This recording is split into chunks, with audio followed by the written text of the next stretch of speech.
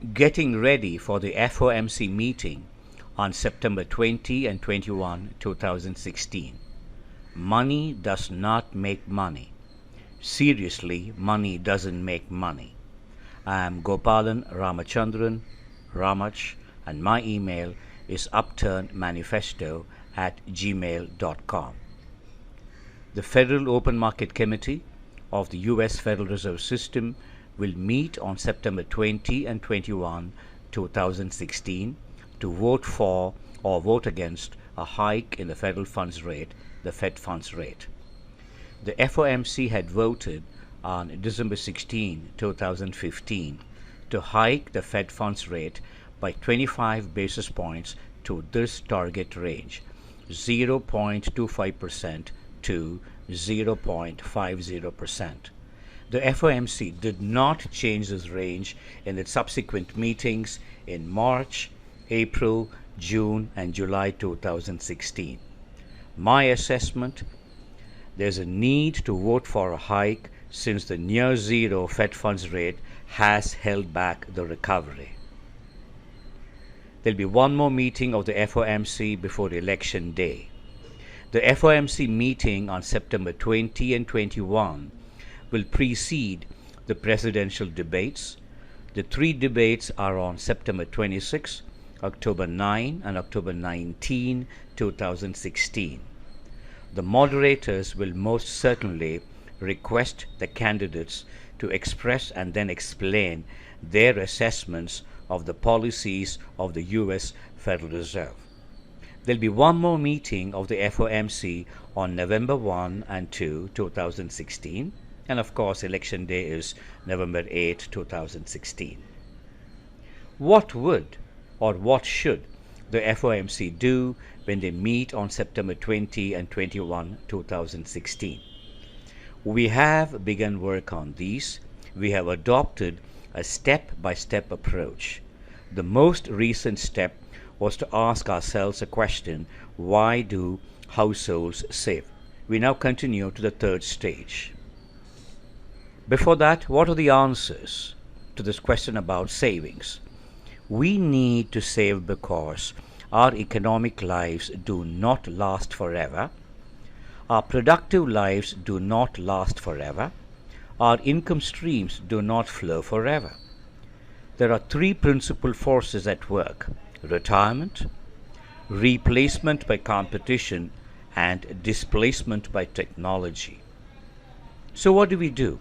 First, we allocate a part of our incomes to savings. Our incomes are money incomes, hence our savings are monetary savings. Now, what should we do with the monetary savings? Second question then, and then the answer. We need to keep our savings safe. It should be available when we want it. It should retain its purchasing power. Can we consider stuffing our savings into our wallets and mattresses? What are the pros and cons? Money may be safe, but we won't earn an interest. Money in our wallets does not make money. Money stuffed into mattresses too doesn't make money. So our money may not be able to keep pace with inflation. So, can we consider taking our money to a bank? Fourth, our savings should earn an interest. The bank will keep our money and pay an interest too. What should the bank do? Can the bank lock our deposits in its vault? Our deposits will certainly be safe, but money won't grow to keep pace with inflation. Money in our wallets and money in the vaults of banks are as powerless and inert wherever.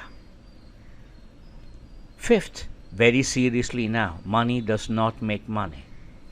Therefore, banks need some users to use our deposits. What should the bank do? Lend the money to the coffee trader in Iowa City? Remember, we spoke about the trader in Colombian coffee beans. Or should the bank lend the money to the buyer of that swanky new home on Wild Prairie Drive in Iowa City. Both these involve lending. There's another way the money can be put to use. Should the bank become the coffee trader's partner?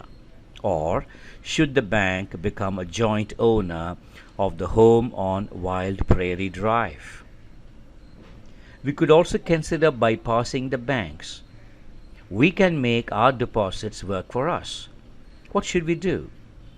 We could lend the money to the coffee trader in Iowa City, or we could lend the money to the buyer of the new home on Wild Prairie Drive in Iowa City. Or should we become the coffee trader's partner, or become the joint owner of the home on Wild Prairie Drive? These are serious questions that will need serious analysis. What we now need to understand is money needs to be put to use. We can become rich without having money, and this is so liberating. But we can become poor, stay poor, despite having all the money. The US Federal Reserve prints all the money, but it takes something very real. It's a hearty, hardy, and active real economy that keeps us all productive and prosperous. Thank you for watching this video. I'm Gopalan Ramachandran, Ramach, and you could email me upturnmanifesto@gmail.com.